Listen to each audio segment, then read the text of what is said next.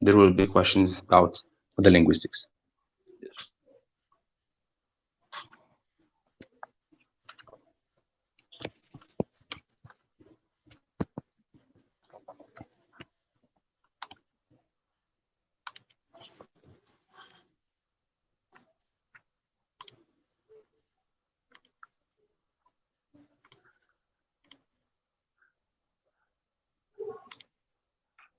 Yes, so now we are live. So before we start, I would like again to make sure that the audience can see us and hear me clear and well. I need please your feedback before we start this amazing webinar with Professor Noam Chomsky.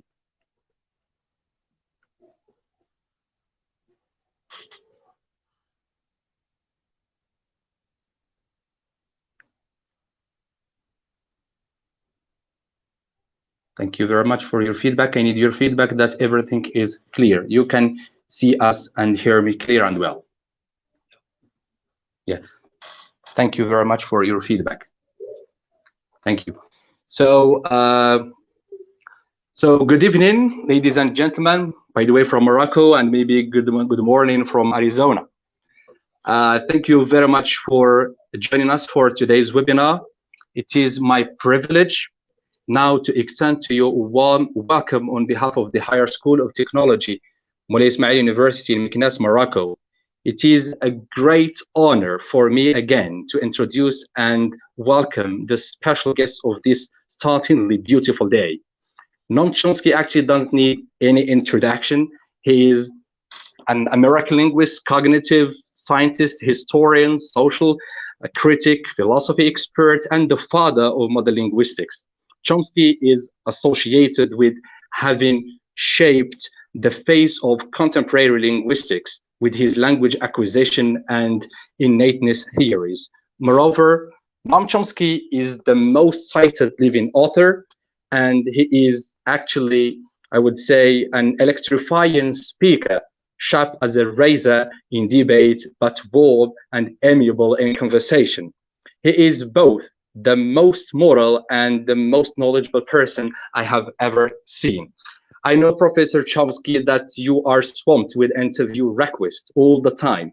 I would like to thank you very much for taking the time to talk to us today about interesting issues pertaining or in modern linguistics. It is a great honor to be here with us for all of us. And as you know, people are joining us from different parts of the world, not only from Morocco. I would like to thank you very much for accepting the invitation again. My pleasure. Be glad to be with you again. Thank you very much. So we know, Professor, that you have made contributions to the field of linguistics. And of course, we cannot discuss every single aspect or issue of your amazing work. That's why we seek your comment on the questions raised. I have actually received hundreds of questions from the audience following this page from different parts of the world, but I have taken the most cited ones. I know that you would be patient with us for answering some of our questions. So the first, since we are talking about modern linguistics, we are curious to know what first sparked your interest in human language. Well, it was sparked as a child, actually. I didn't know much about the field of general linguistics, but I happened to be introduced to Semitic linguistics at a pretty young age. My father was a Hebrew scholar. His doctoral dissertation was on a medieval Hebrew grammarian, David Kimchi, who was working within the general framework of the quite rich Arabic grammar tradition of the period. The dissertation, which I read when I was 10 or 11 years old, I guess, also had an introduction to general Semitic linguistics. And I became intrigued by the field at that time. When I got to college, at 16, I started studying Arabic. courses in Ugaritic, knew Hebrew pretty well, and thought for a time about concentrating on Semitic linguistics, then got more interested in general linguistics, and it went on from there.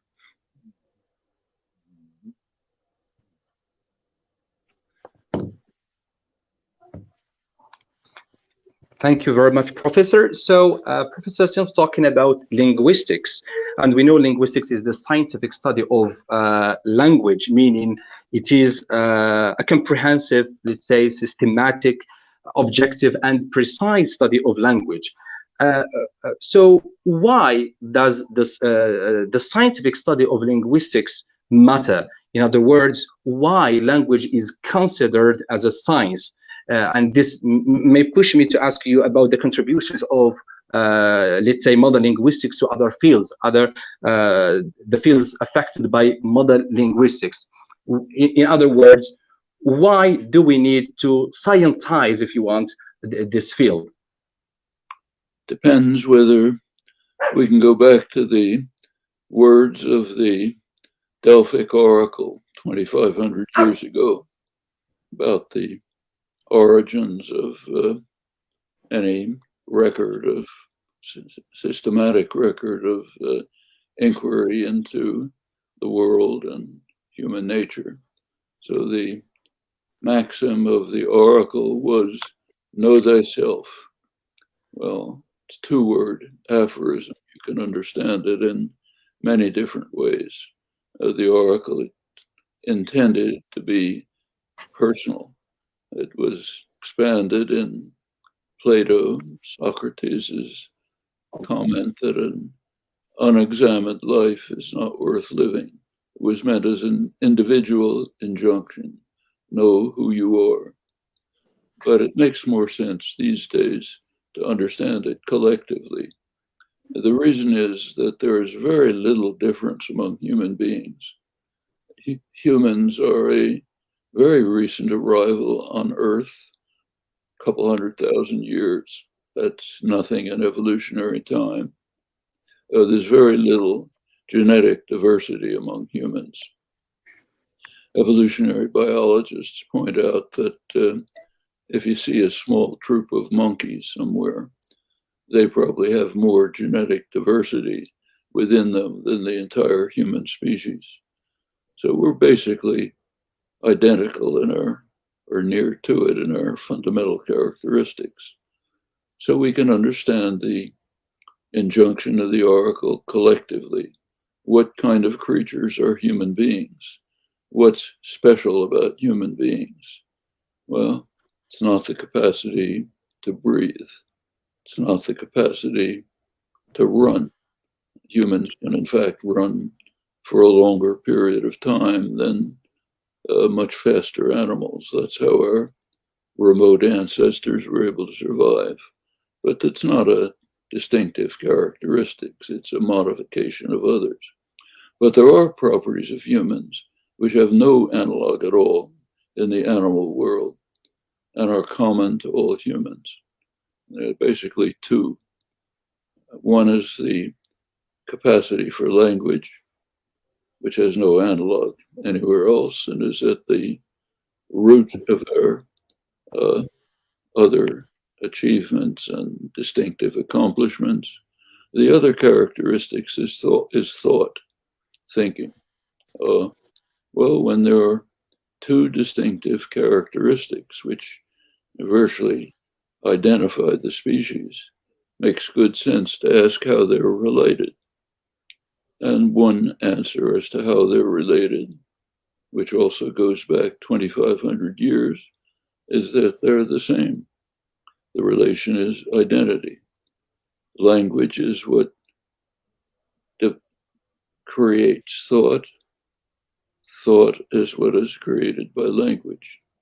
And that was the idea that initiated the rich tradition of Indian philosophy, science, and linguistics, also about 2,500 years ago. And that idea resonates through our own historical tradition, almost to the present. The idea that thought is just what language forms and generates and creates. Language was defined by great linguists as audible thought. It's just thought that's turned into sound. We know now it doesn't have to be sound. It could be some other sensory motor medium. It could be sign, it could be vision. But it's an internal system, creates thought, constitutes thought, is the form of thought in any form in which we understand thought. And this is what makes humans distinctive. This is our essence, the nature of humans. So to go back to your question, it's a very simple answer. If we care about what kind of creatures we are, what makes us special, unique, our flaws, our achievements, we're studying language.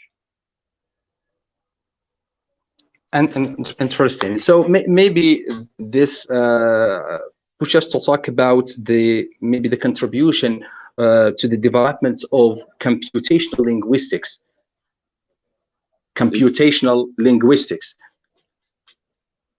Well, computational linguistics has several branches, just as artificial intelligence generally does.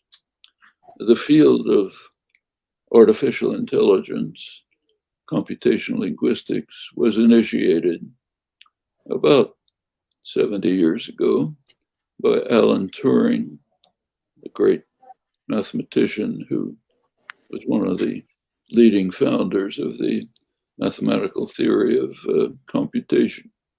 And for him, what is now called artificial intelligence was an effort to understand human intelligence using the means that were made available by the theory of computation in later years, by the development of computers which could implement theoretical conceptions about the nature of human intelligence.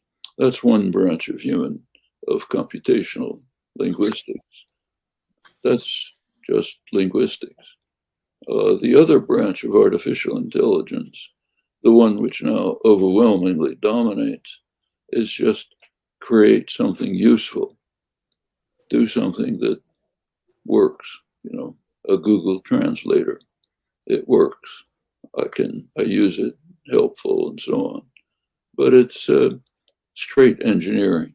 Tells you nothing about translation, about language, about intelligence. It's just batteries of supercomputers using astronomical amounts of data to find persistent patterns.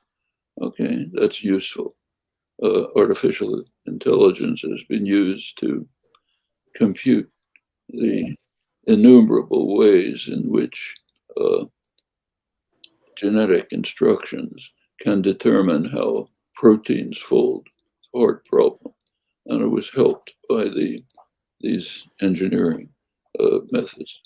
So when you go to computational linguistics, question is, which do you mean? Do you mean the kind that is used to facilitate the development of theoretical understanding of the essence of human language, our fundamental nature? Or do you mean the kind that develops Google translators, natural language processing, helpful for many purposes? Those are just two different fields. One is science, one is engineering. It's not a matter of good or bad, it's a question of what you're interested in. And by now, the great mass of computational linguistics as artificial intelligence is in developing things that might be useful. A lot of it is used for purposes that don't really seem very admirable to me. Like you can read in the newspapers a lot of excitement about how what they call a machine, which means a program, can produce text that resembles somewhat the text that authors could produce. That's it maybe arouses people's amusement for some reason, but it has basically no purpose, and it teaches us nothing. Yes, of course, if you look at huge masses of data, you can find patterns which enable you to construct things that are like what people have written in the past. Not very exciting. But a lot of computational linguistics is that. There is part of it which is sharpening, formalizing theoretical ideas that advance understanding into the nature of language and thought. Well, that's authentic science directed to the topics that should be of the greatest interest and concern to us. If we reshape, reformulate the oracle's injunction collectively as we should, it's true that our unexamined lives are not only not worth living, but will be very destructive. We should understand ourselves. We should try to understand what kind of strange creatures we are. And we are strange creatures. On the one hand, in some respects, the peak of human evolution. In other respects, the great destroyer who may not only destroy organized human life, but much of life on the planet. That's us. We should understand ourselves. Thank you very much, Professor. So Professor, you introduced minimalism nearly 30 years ago as a program, not as a theory. So, which was, I think, subject to revision and improvement. First, what is minimalist program, and what would you think of it now? In other words, what are the achievements and challenges of this program? The minimalist program is a natural extension of the work that preceded. There's a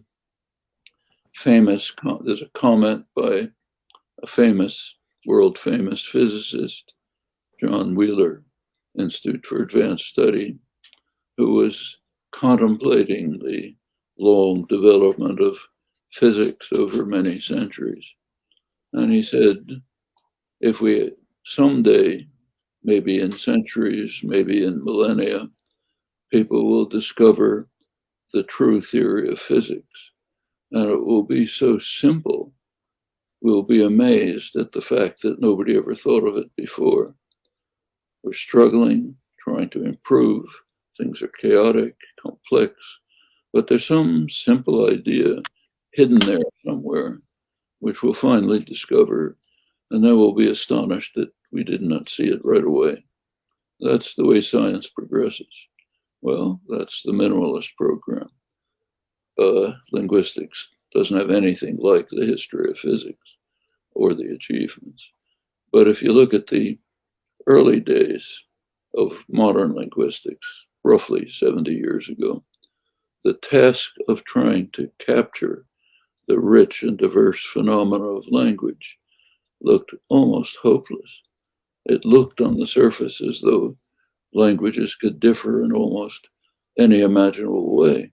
In fact, that was actually a thesis of structural linguistics, that languages differ so enormously that each one has to be studied on its own by the procedures developed in structural linguistics. Now, that's what anything looks like if you don't understand it. The task over the years has been to try to improve our understanding so that we can move towards theories which, to the extent that we reach them, will look so simple that we'll be amazed that it took us this long to find them. should have seen it right away. That's the way science advances. The Minimalist program is just part of it. We know there's a basic conundrum that's faced by the study of language. There are different conditions that it has to satisfy, and they seem to be in conflict, which is a problem. One condition that the theory of language has to satisfy is it has to account for how children acquire language.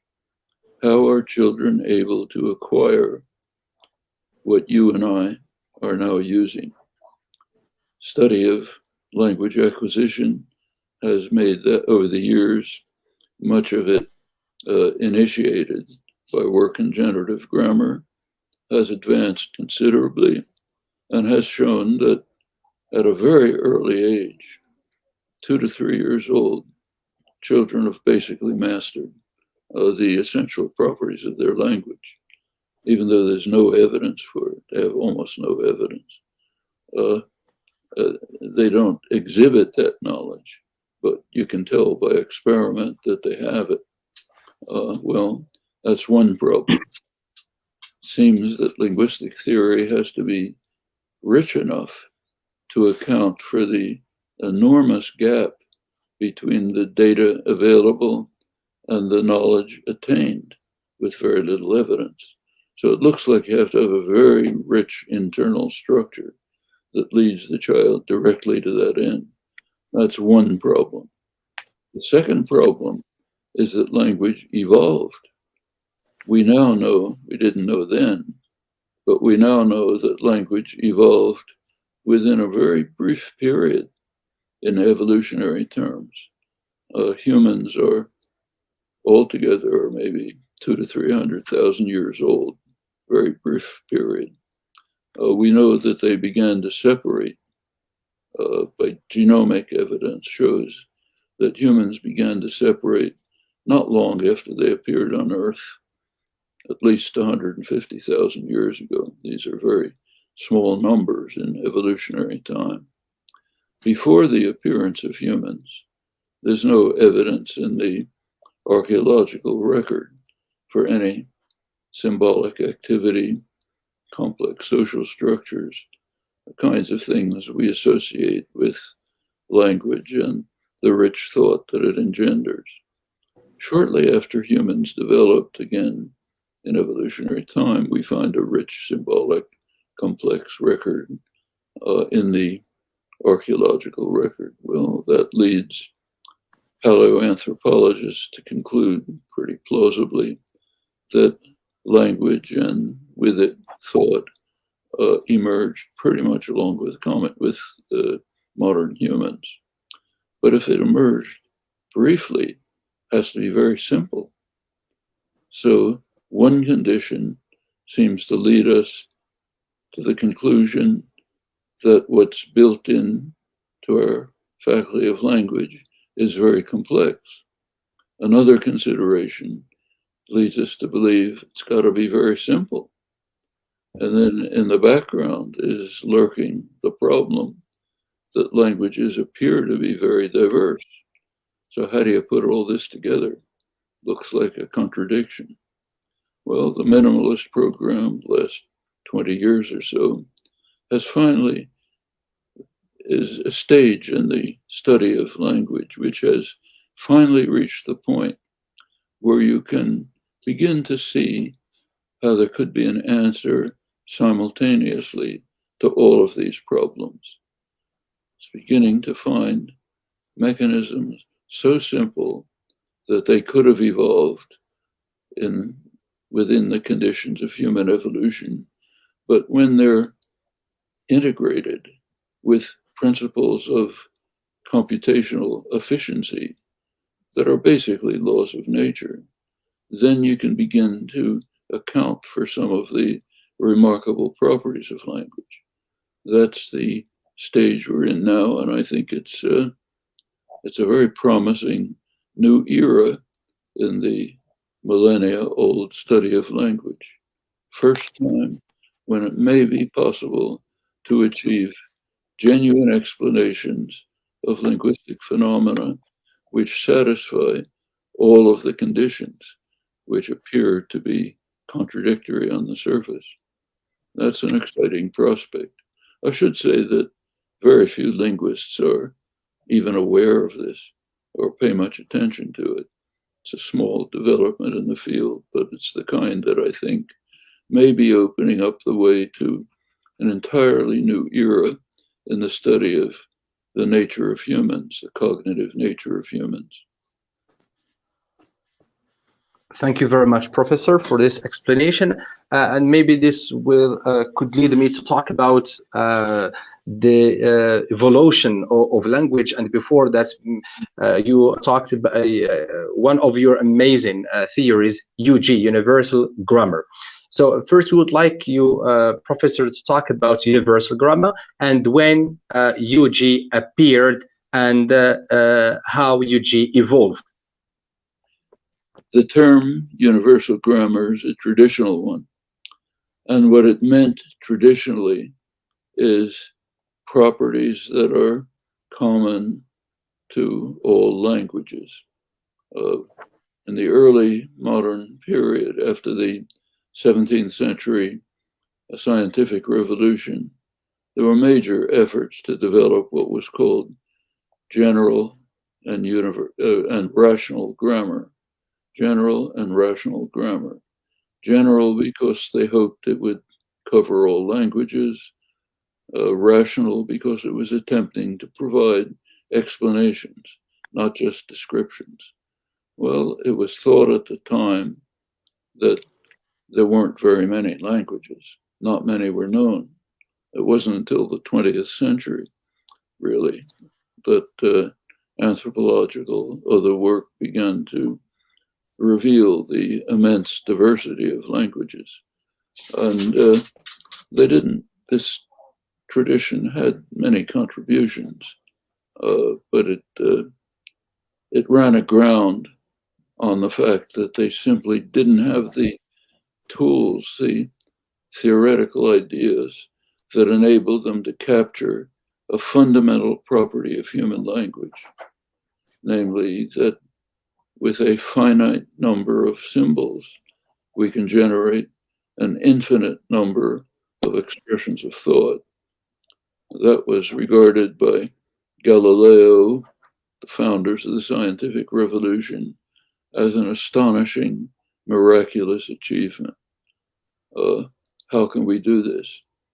Galileo himself regarded the alphabet as the most spectacular human invention because it enabled us to record this achievement. Didn't explain the achievement, but it could record it at least. You could, with the alphabet, construct, using your faculty of language, construct an infinite number of new thoughts. How could this be possible? Well, the tools were not available really until the mid-20th century with the work of Turing, Gödel, other great mathematicians who created the modern theory of computability. That does give firm groundings to the idea that a finite device like your brain or your laptop can contain the principles that generate an infinite array of potential expressions of thought.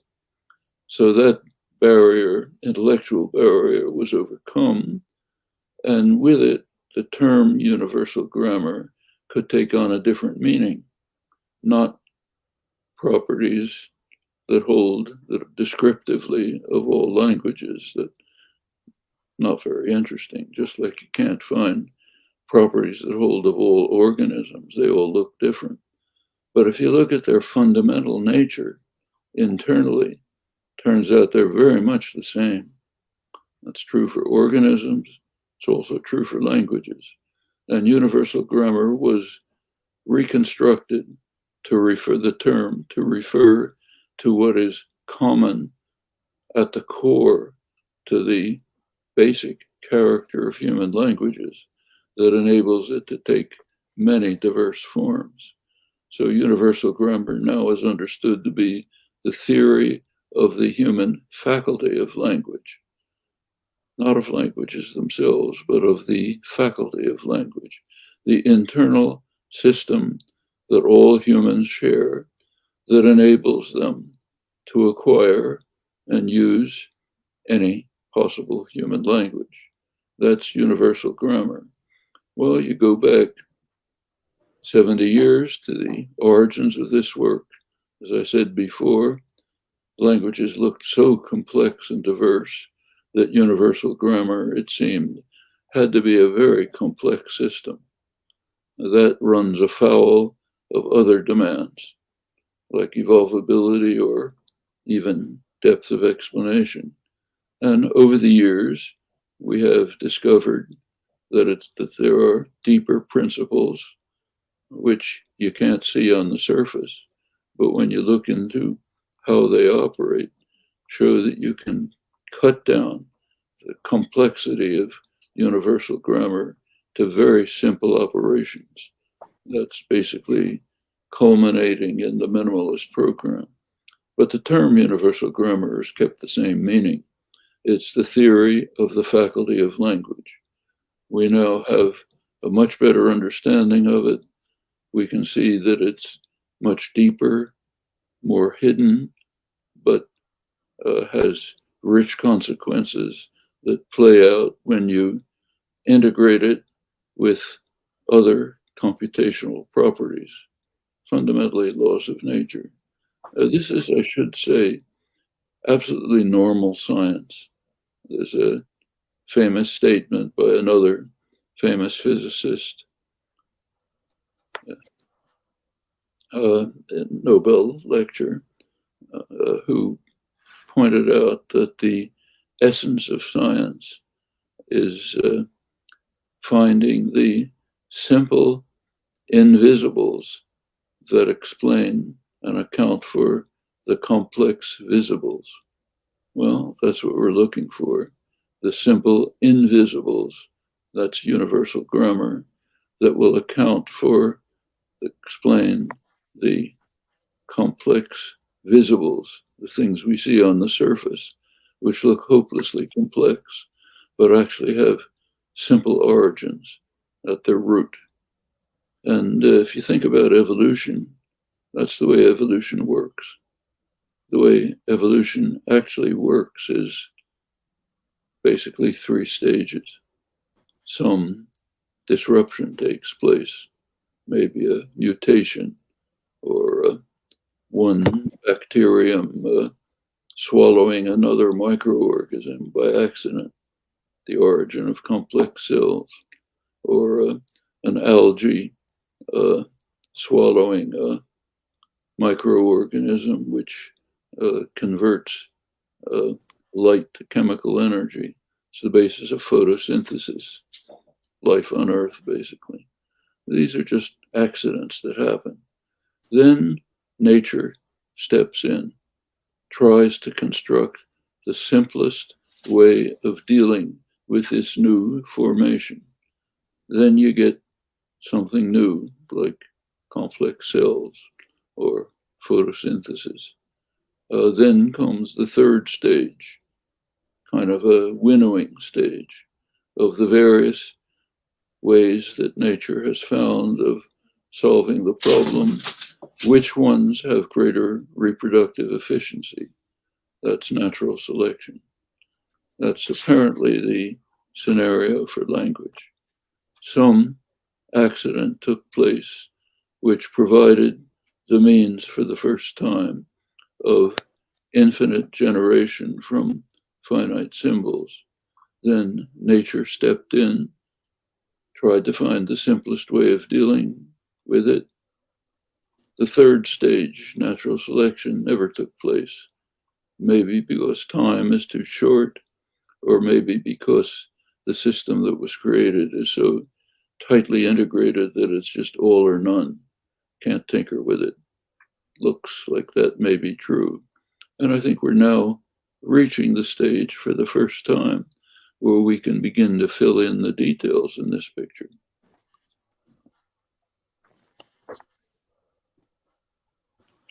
Yes, thank you very much, Professor. In the same vein, I would like to ask you about UG. Does universal grammar play a minor or major role in second language acquisition? I mean, how to apply universal grammar in, let's say, the classroom? That's a very interesting and practical question. There is, among students of theorists of second language acquisition, there is a controversy, a perfectly sensible controversy about exactly this question. Does the basic faculty of language, UG, enter crucially into second language acquisition? Or is second language acquisition a process that kind of builds on what the first language is? It's probably a mixture of both. And there are also individual differences. There are people, overwhelming, the very large majority of people past the age of puberty have difficulty acquiring second languages or third languages. The children have no problem. A child can easily learn 5 or 6 languages simultaneously, not even aware that they're different languages. There are many parts of the world, West Africa, other places, where a child will have one way of talking to their mother, different way of talking to their father, another way of talking to their aunt, another way of talking to the children on the streets. They just all come automatically. I mean, my oldest friend, who co-founder of generative grammar, Morris Halley, died recently. He grew up in Eastern Europe, in Latvia. And when he was a child, he knew 5 languages. He told me he wasn't even aware that they were different languages till he was about 4 or 5 years old. It suddenly struck him he's speaking different languages. There's just different ways in which you talk to people. We all do this at some level. So my parents were immigrants. So their language was not, their basic language was actually Yiddish, and they were fluent in English, but I didn't speak their language. I spoke the language of the small sector of the city where I lived, the language of the children in the streets, that's my language. And we all do that to some extent. But when you get to a certain age, past what's called a critical period, typically around puberty, it does become much more difficult. And then the question that you're raising arises. In that later stage, are we using the fixed faculty of language, which reflexively gave us the early languages that we know, though using it with more difficulty, or are we using different mechanisms when we learn the second language? Are we building on the language we already know and modifying and extending it? And does the answer to that question suggest better ways of language teaching? These, I think, are all open questions. There are no very clear answers to them. Thank you, Professor, for that. So here, maybe I would like to ask you about other forms of language, for example, non-verbal communication. Well, there's plenty of non-verbal communication. Facial gestures, the clothes we wear, the way we walk, everything we do communicates something about ourselves and is intended that way. Language is, of course, also used as a means of communication. But here we have to be careful. I mentioned that for millennia, a long period of the study of language into the 20th century, it was pretty much taken for granted that language is fundamentally a system of thought. It's the way of formulating, constructing, developing thoughts, reflecting, and so on. That was the common belief. 20th century, there was a change. The early 20th century, the structuralist period, the behaviorist period, a new idea developed that language is primarily a means of communication. That grew rather naturally out of the behaviorist atmosphere. You study phenomena, behavior, control of behavior, and so on. But it's worth remembering that that was a very sharp break from the tradition. And in my opinion, the tradition was correct, and the break is a mistake. Language is, of course, used for communication, as is just about everything else we do, but it's not, its fundamental design is actually as a system of thought. And if you think about our own use of language, almost none of it is for communication. We're constantly using language every minute of the day internally. You can't go a second without doing what we informally call talking to yourself. And talking to yourself is misleading because the things that are coming to your mind consciously are not the internal language. They're the external language, which is very different from the internal language. That we have no access to, no unconscious access, conscious access to. You have to study it the way you study every other aspect of the world from the outside, the way you study how your immune system works, how your digestive system works, how leaves blow in the wind. You can't introspect. You can study the phenomena, try to develop theories, try to find the complex, the simple invisibles that account for the complex visibles, but it's from the outside. And if you look carefully at the structure of language, turns out that it's very well structured for expression of thought, but has many aspects which make communication difficult, even very simple things like ambiguity. If you take a sentence like flying planes can be difficult, can be dangerous, let's say. Flying planes can be dangerous. That can mean either the act of flying planes is a dangerous action, or planes that fly are dangerous, two different meanings. Well, that follows from the simplest application of rules, but it's a problem for communication. This is a simple case. There are many other far more complex cases.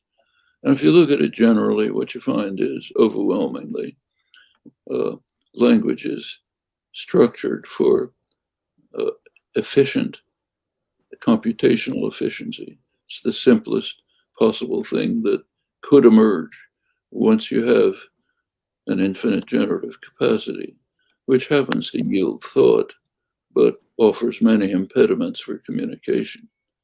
And the idea that language evolved from animal communication seems totally wrong. It seems to have completely different origins, nothing to do with animal communication. So yes, there's plenty of nonverbal communication. There's even more verbal communication, but your face can be used for nonverbal communication, the gestures, facial gestures, but that doesn't mean it evolved for that purpose. My fingers can be used for typing, but nature didn't have typing in mind when fingers evolved.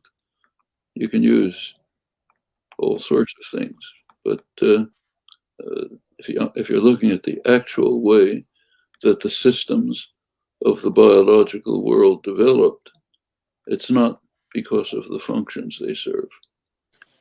These functions nature didn't have in mind when carried out evolution. There's a way in which functions do matter for natural selection. So those organisms which could fit better into the environment, they survived. But in that sense, but that was not a factor in evolution of language. Language hasn't changed at all. The faculty of language, universal grammar, probably since humans emerged, as far as we know of no differences in faculty of language among the many apparently superficially diverse humans or human groups. Thank you very much, Professor. So since we have other forms of language like nonverbal communication, can we talk about a comprehensive, systematic, objective, and precise study of nonverbal communication? In other words, can we scientize this field? Because there are some semioticians who, like Professor Yuval Lewin, who try to give, let's say, an approach on how to read images and nonverbal communication scientifically. It's a fair study. It's a study of how the mind works, and in fact, a very central part of human psychology is how do we perceive images? Do we actually have some internal representation of a face or a triangle, or do we have a computational system which simply uses stimuli that hit the retina and perform some abstract coding? Well, there's a good deal of debate about that. Stephen Koslin, for example, is one of those who argue that we actually construct something like images in the mind and manipulate them, invert them, move them, and so on. There are others like Zenon Palishin, a leading cognitive scientist, who argue strenuously that we don't have anything like that. We just have a coding that goes on, which in fact codes the properties of images, but it's nothing like a face being represented in your mind. Actually, if you go back, this was studied in the early scientific revolution, notably by Descartes. Before the scientific revolution, 16th century science, it was assumed that when you see a triangle, the form of the triangle moves through the air and implants itself in your brain. So there's an actual triangle in your brain. Descartes and modern scientists thought this was nonsense. Descartes used the example of a blind man with a stick. So suppose you have a blind man and a stick, and there's a triangle in the earth, say iron bars forming a triangle. Well, what the blind man will do is tap on the bars with his stick sequentially from one part of the iron bar to the other. And finally, he constructs in his mind the theoretical characterization of the triangle, but without the form of a triangle ever having been in his mind. There's no such thing as that. There's just a computation. Turns out that Descartes was probably correct. We now know that when you're looking at something reflexively, you're unaware of it, your eye is just darting around, moving around. It's called saccadic eye movements, random eye movements. And it's picking up points of light here and there. And the mechanisms of the visual system are operating to convert all of that information into particular kinds of computation, going way back to the internal systems of the mind, which are constructing the coding of a face or a triangle or people sitting in a room or whatever it may be. But that's a hard, serious scientific problem. And that's what's involved in determining visual imagery. Now, of course, without even understanding the depths of the problem, which are only partially understood, you can work on methods to facilitate the ability, just as you can teach children arithmetic without really understanding the foundations of mathematics. You can teach children organic chemistry without going into the depths of quantum theory. There's lots of ways of using the understanding available for the important practical purposes of education, individual improvement, while understanding maybe something about the basic rudiments, but certainly not all of it.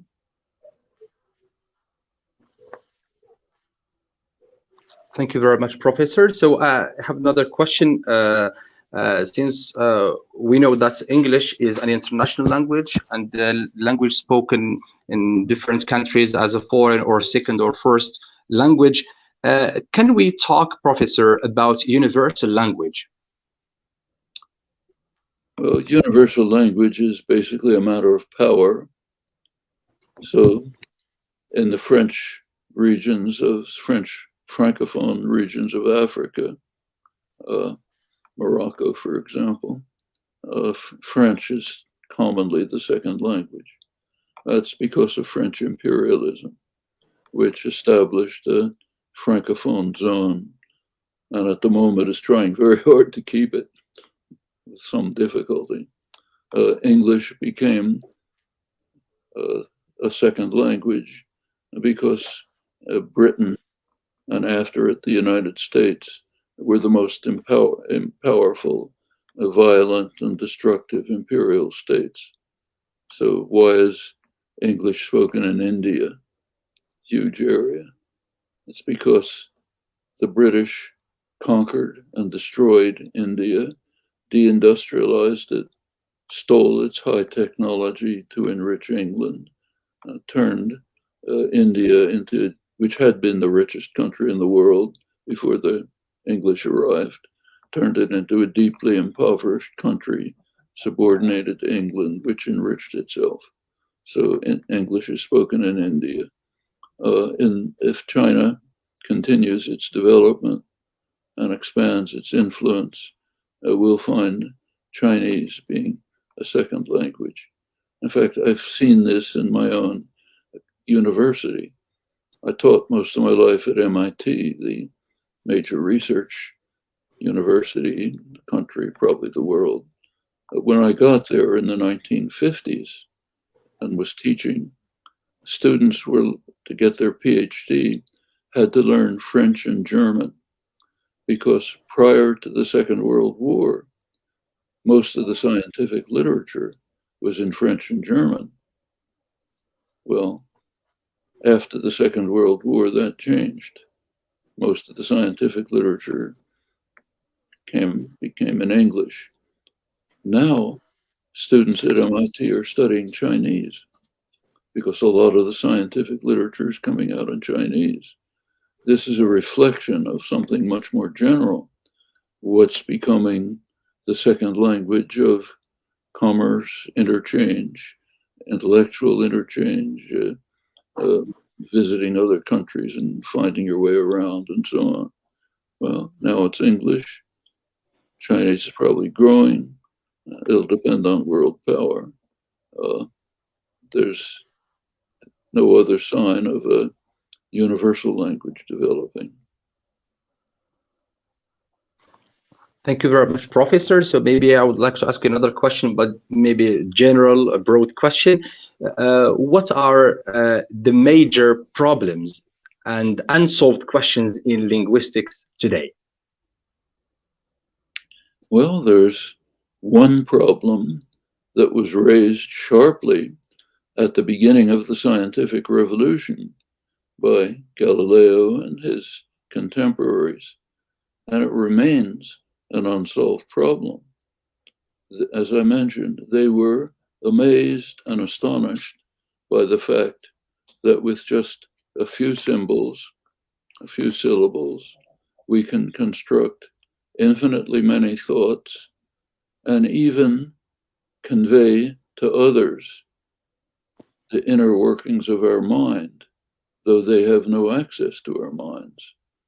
They regarded that as one of the most astonishing things about the world, and it is.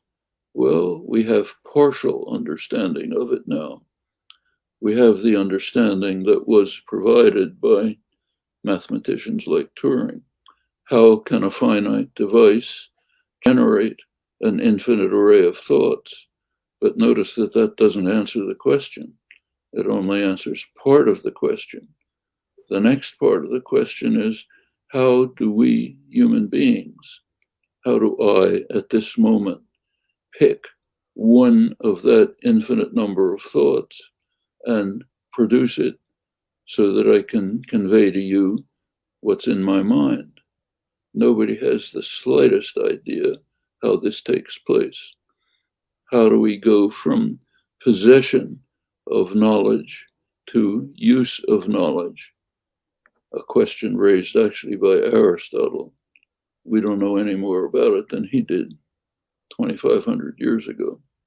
So there's one problem, if you like. There are many others along the way. Thank you very much, Professor.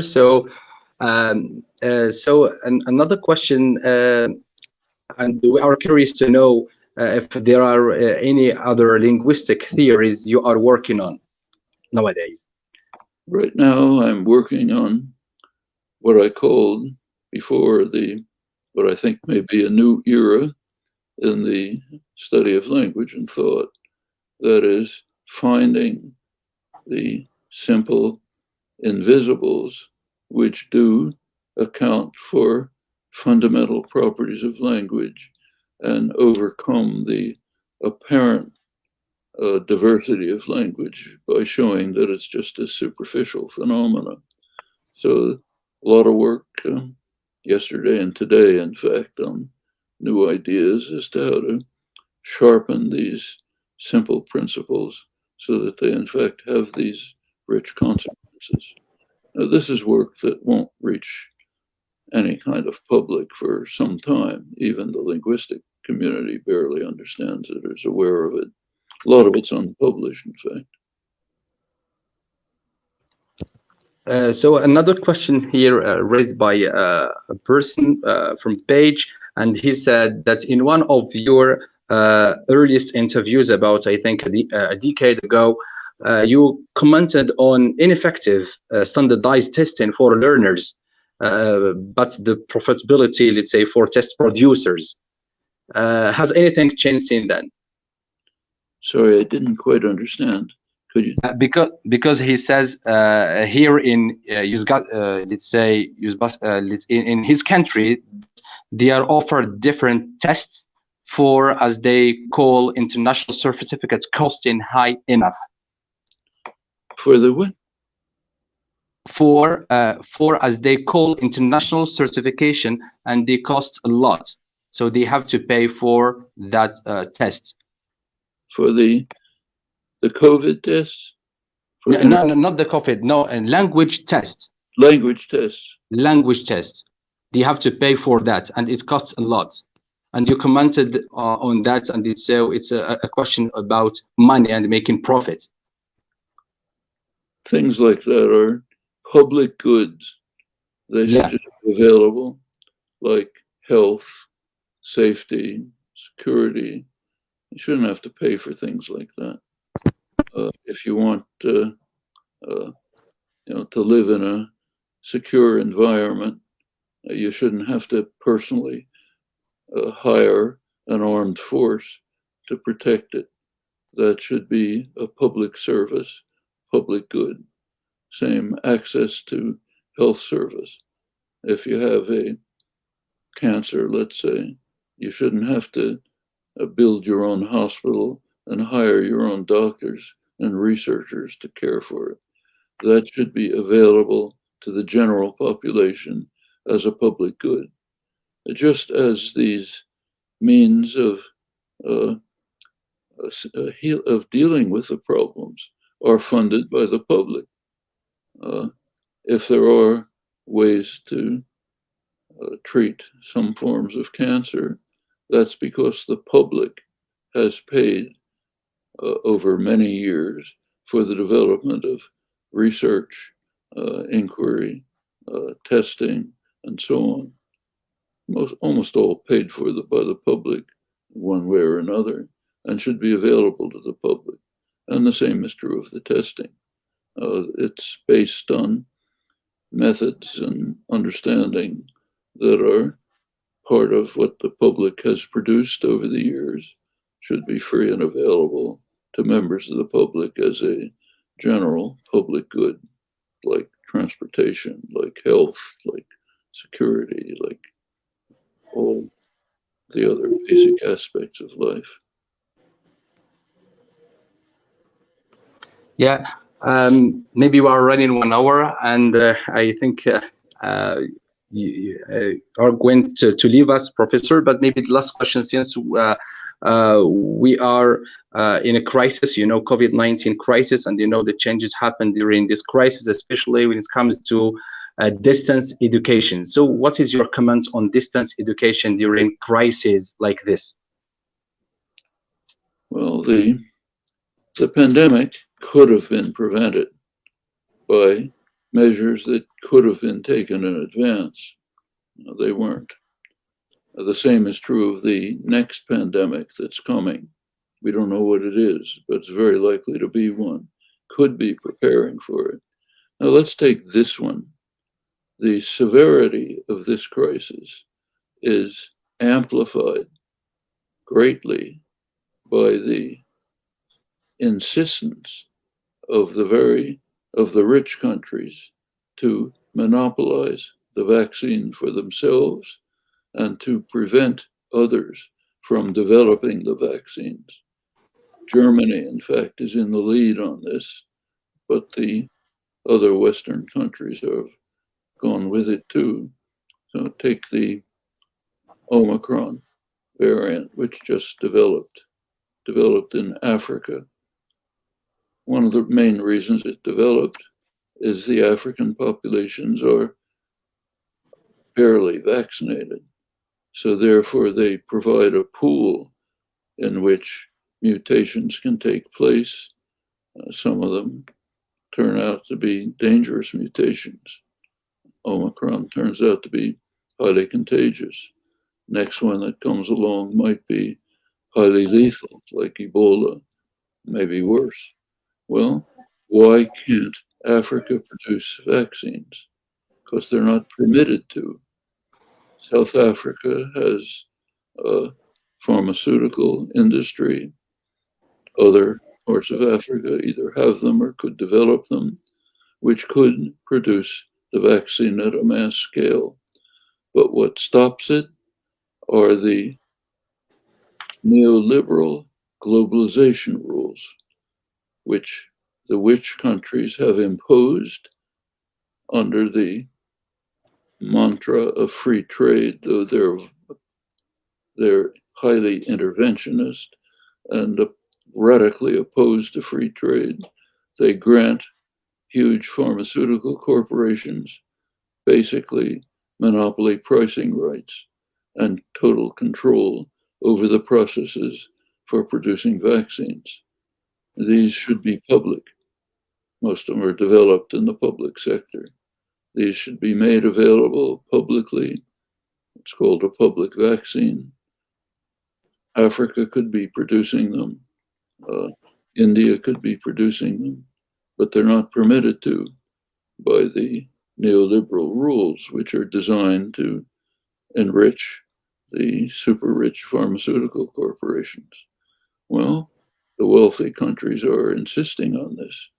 There have been efforts in the global south, primarily India and South Africa, but others, to try to insist on making public what they call a public vaccine, so that anyone could produce them. In that case, if that had been done, it's very likely that the Omicron variant and before it the Delta variant would have never even developed. They would have been prevented by rapid vaccination. And the same is true for whatever's coming next. We don't know what it is, but it'll come if you have huge pool of unvaccinated people. So here are human decisions, easily under control, which are made in such a way as to be extremely harmful, not only to the mass of victims in the global south, but even to the rich countries themselves, because it doesn't know any borders. Omicron doesn't stop in Africa. It's now all over Europe, coming in the United States. Same with the Delta variant. So it's the insistence of the very rich in the rich countries to maximize profit and power for themselves, no matter what the cost, even the cost to themselves. Well, that tells us something about the human species too, something not very attractive. So there's a lot to learn about ourselves and a lot to do to overcome deep flaws. And they're much deeper than this. Just take a look at this morning's newspapers. There happen to be a number of important scientific reports in the major newspapers about the melting of the polar ice caps, which happens to be proceeding much more rapidly than scientists had assumed, which could mean the end of organized human life on Earth. We know how to deal with it. The methods for controlling climate change are known and available, not being pursued because of the insistence on enriching the fossil fuel companies. Okay? That's much more serious than even the COVID story.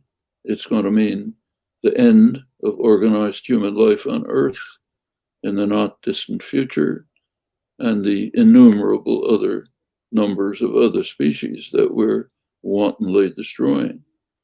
We know how to deal with it. We're not doing it. Also tells us something about human species, something that has to be remedied or we're finished.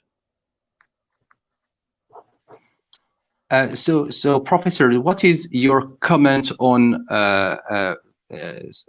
what is called distance education, which means that because of this pandemic, students no longer go to school and you're obliged to stay at home? And let's say, is it an effective way to teach languages and other subjects online, for example? You don't have a choice. We have to deal with the world as it is. If our failures, the failures primarily of the rich in the rich countries, have led to a situation where you can't have direct immersion, the best way of learning language, and you have to do it online. Okay, have to do it online. That's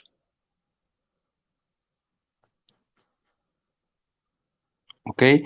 So thank you very much, Professor, for such informative and interesting talk and for answering our questions. I really appreciate that, especially for the third time, and people are eager to listen to your presentation. Thank you very much, Professor. Thank you. Pleasure to be with you. Thank you very much. Bye. Bye.